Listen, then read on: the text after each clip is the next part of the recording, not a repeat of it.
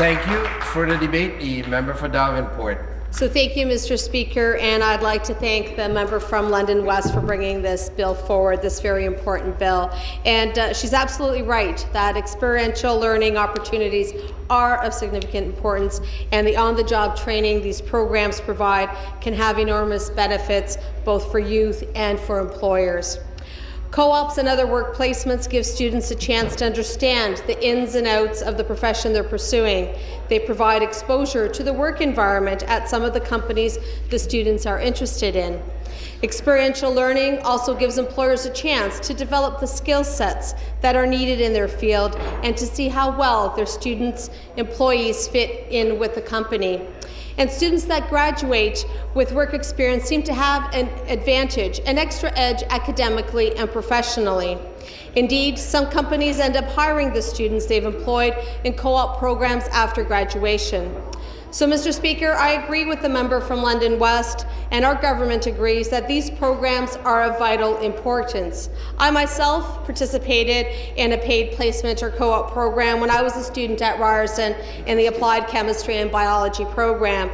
While I had my colleagues, my friends at U of T reading about high-performance liquid chromatography, a technique used in analytical chemistry, I was actually using a high-performance liquid chromatography instrument in my placement. So I know that our government is working hard to engage stakeholders and hear their feedback on Bill 64, a process that we began back before the 2014 election when this bill was first introduced. And we already are working closely with the Council of Ontario Universities and with Colleges Ontario, two groups specifically mentioned in Bill 64 as members of the proposed Advisory Council on Work Integrated Learning. We do this in order to support the 40,000 co-op students at post-secondary institutions across the province. Moreover, our Productivity and Innovation Fund supports a number of projects across the province to include more co-op and work-integrated learning opportunities for our post-secondary students. So again, this bill is in line with the government's perspective on experiential learning. And I certainly agree with providing more provisions to protect co-op students, interns, and other vulnerable workers. It's important to note some of the work our government has already been doing on this important issue. In November, just 5 months after we came back following the June election, Bill 18, the Stronger Workplaces for a Stronger Economy Act, received royal assent. This bill pays particular attention to co-op students. It ensures that they receive the workplace health and safety protections that are laid out in the Employment Standards Act. The Ministry of Labour has also been using social media to reach out to help everyone, including young workers, understand their rights under the Employment Standards Act. And I know that the Ministry of Labour recently invested an additional $3 million in proactive enforcement with a special focus on cracking down on unpaid internships across a variety of sectors. All of this is to say that many of the policies in Bill 64 build on the government's vision that if you perform work for someone, you're covered by the Employment Standards Act and you deserve to be paid.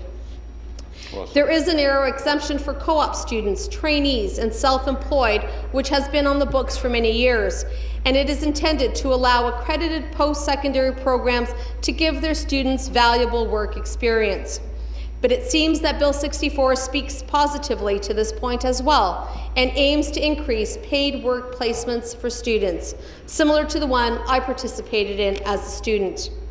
Indeed, the bill's proposed Advisory Council on Work Integrated Learning would, and here I'm quoting from the bill, advise the Minister with respect to ways to increase work integrated learning opportunities, particularly paid opportunities, and I quote, make recommendations for improving the regulation and oversight of unpaid work integrated learning opportunities.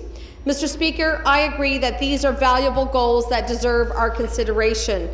The Protecting Interns and Creating a Learning Economy Act also makes a number of valuable points when it comes to the dissemination of information on workplace rights. It proposes that a poster be displayed by employers who have students working for them, and that this document would be clearly explicate the rights of the student and obligations of the employer. And in the same vein of providing as much information to experiential learners and interns as possible, Bill 64 proposes that trainees who do not meet the definition of employee under the Employment Standards Act are given written notice on the following 4 points. First, the sections of the Act that do and do not cover the individual. Second, the reasons that the individual is not considered an employee. Third, the length of the placement and description of the work to be performed. And fourth, how many hours the individual will be working. All of these points make sense to me. It's valuable to ensure that this information is provided to trainees and co-op students, and it's important that we protect vulnerable workers from exploitations. And like I mentioned earlier, I'm proud that our government has been cracking down on unpaid internships. So again, I'd like to thank the member from London West for bringing this bill forward. I know that our government is always looking to ensure that we protect Ontario's vulnerable workers and to increase opportunities for young people to get valuable work experience, as I did. I'm sure that my colleagues, the Minister of Labour and the Minister of Training, Colleges and University, are going to have their staff look at this bill very carefully and will continue to consult their stakeholders about its content. Thank you.